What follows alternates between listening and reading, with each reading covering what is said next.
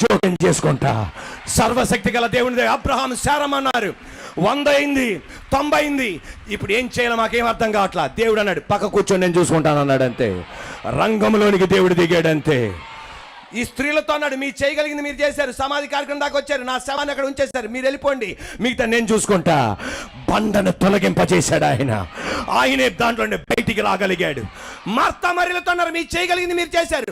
ఇప్పుడు ఆమెనండి ప్రార్థన చేశారు, వేచి ఉన్నారు, ఆశించారు. అంత అయిపోయింది.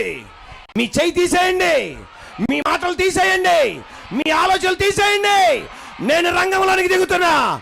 బండను తొలగించాడు, ఇంకొకరికి చెప్పి తొలగించాడు. లాజరు బయటికి రమ్మన్నాడు. నజరేయుడైన యేసు నామములో నా దేవుడు నీ విషయంలో జోక్యం చేసుకోను గాక. నువ్వు చేయగలిగింది చేసావు మీ అమ్మాయి విషయంలో, నువ్వు చేయగలిగింది చేసావు నీ వ్యాపారంలో, నువ్వు చేయగలిగింది చేసావు నీ అబ్బాయి జీవితంలో.